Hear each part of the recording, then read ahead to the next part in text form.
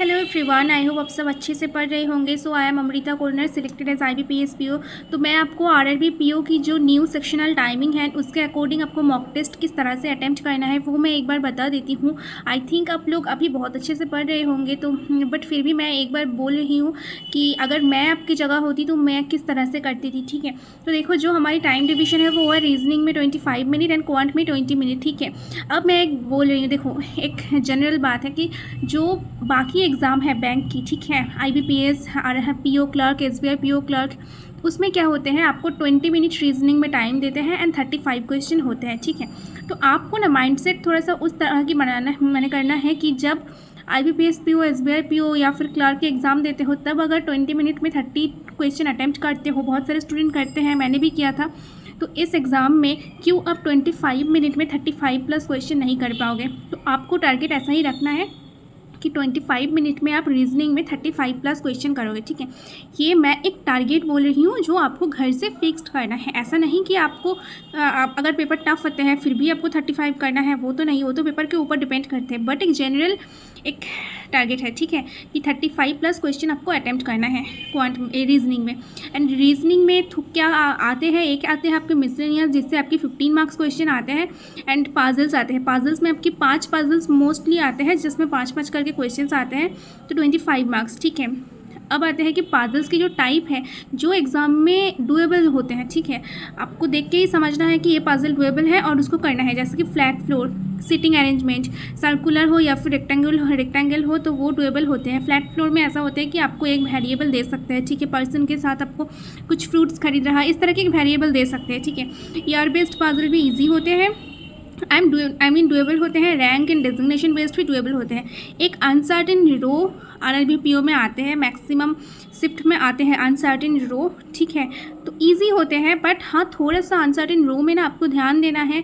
बहुत सारे स्टूडेंट्स पता नहीं क्यों जो एक कभी कभी एक कंडीशन ऐसा होता है ना कि prime number but more than 19 and less than 29, इस तरह के होते हैं कि प्राइम नंबर की कुछ पर्सन है but more than 19 less than 29, तो वो ना आपको थोड़ा सा ध्यान देना है। ठीक है, जब अनसर्टेन रो करोगे। एंड एक पजल और है, अगर एग्ज़ाम में आते हैं तो प्लीज़ इसको स्किप करना है उस मोमेंट के लिए, बाद में आप कर सकते हो, जो कि है अनसर्टेन सर्कुलर बेस्ड पजल। ये डिफ़िकल्ट होते हैं अनसर्टेन सर्कुलर बेस्ड। तो अगर आपकी स्विफ्ट में आते हैं ना एंड उसमें अगर ऐसा अनसर्टेन में तो आपको समझ भी नहीं आएगा कि कितना परसेंट होगा, बट जनरली उसमें 10% तो मिनिमम दे ही देते हैं। तो आपको, मुझे लगता है अगर जो मैं करती थी उस मोमेंट के लिए uncertain circular based puzzle skip करती थी, बिकॉज ये सच में थोड़ा सा ट्रिकी होता है। ठीक है, अब आते हैं कि क्वांट में क्या करना है। देखो क्वांट में 20 मिनट है, जो जनरल बैंक की एग्ज़ाम है उसमें क्या होते हैं 20 मिनट में 35 क्वेश्चंस होते हैं, जिसमें हम ऐसा करते हैं ना, जब IBPS PO और SBI PO के एग्ज़ाम होते हैं तब हम 20 मिनट में कुछ ना हो एटलीस्ट 20 क्वेश्चन तो कर लेते हैं ना एटलीस्ट।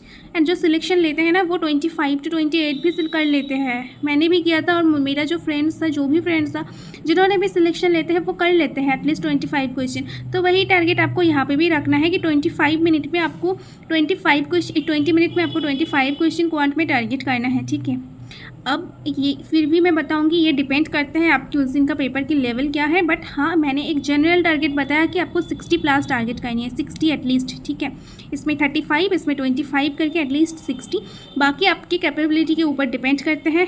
ठीक है, अब क्वांट में क्या देखो, आप क्वेश्चन की जो मार्क मतलब किस तरह के क्वेश्चन आते हैं, simplification, approximation, quadratic equation, series, ये सब मिला के आपकी 7 to 8 मार्क्स आते हैं। हो सकता है किसी किसी शिफ्ट में 10 मार्क्स भी आ सकते हैं। ठीक है, DI आपकी कुछ शिफ्ट में 3 DI आते हैं, 2 आपकी ग्राफ बेस्ड या फिर टेबल चार्ट कुछ ऐसा आते हैं और 1 किसलेट आते हैं।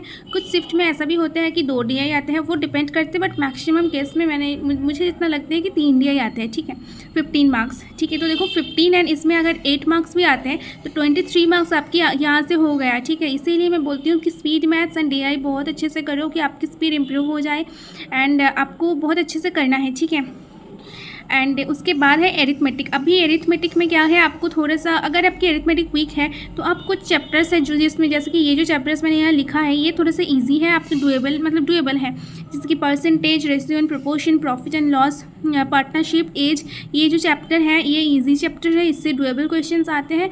आपको ये कर लेना है तो आपकी अटेम्प्ट क्वांट में 25 प्लस हो सकता है। ठीक है, एंड अगर आप आपकी स्पीड थोड़ा और अच्छा है तो आप time and work, pipe and system, time, speed and distance, mensuration, CISI का क्वेश्चंस भी सॉल्व कर पाओगे।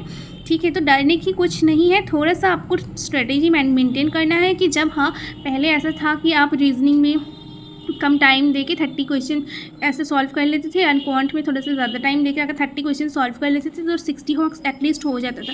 बट यहाँ पे अभी सेक्शनल टाइम इंट्रोड्यूस किया है तो आपको इसके अकॉर्डिंग ही चलना पड़ेगा। जब आपको 25 मिनट रीजनिंग में दिया है तो आपको भी पूरा यूटिलाइजेशन इसको करनी है। ठीक है, और अभी एग्ज़ाम सीज़न आ गया है तो आपको अच्छे से मॉक टेस्ट देना है। आपको जैसे मैंने बोला था एक अच्छी लेवल मॉक टेस्ट देना है कि आप स्मार्ट किट, ऑलीवुड या फिर गाइडली या फिर प्रैक्टिस मॉक आप कहीं से भी दे सकते हो। बट हाँ फिर भी अगर आपको उन कोई मतलब टफ़ लगते हैं, बहुत सारे स्टूडेंट्स को जैसे गाइडली टफ़ लगते हैं, तो आप अगर ईजी मॉक टेस्ट देना चाहते हो तो आप टेक्स्ट बुक के पास प्रो परचेज कर सकते हो। अभी ऑफर चल रही है 395 रुपीज़ में। आप मेरा कोड KONAR यूज़ करके परचेज कर सकते हो। इसमें आपको 12% डिस्काउंट मिल जाएगा। मैं उनका लिंक डिस्क्रिप्शन बॉक्स में प्रोवाइड कर दूँगी। ठीक है, बट हाँ ये भी मैं सजेस्ट करूँगी कि टेक्स्ट बुक आप डेफिनेटली परचेज़ कर सकते हो, इसमें कोई प्रॉब्लम नहीं है। बट उसके साथ आपको एक अच्छी लेवल की मॉक टेस्ट कॉम्बिनेशन में रखना है। ठीक है, जैसे कि आप स्मार्ट किट के साथ टेक्स्ट बुक परचेज़ किया या फिर आप ऑलीवुड के साथ एक टेक्स्ट बुक लिया है या फिर आप प्रैक्टिस मॉक और टेक्स्ट बुक और ऑलीवुड लिया है। इस तरह से आपको कॉम्बिनेशन में मॉक टेस्ट लेना है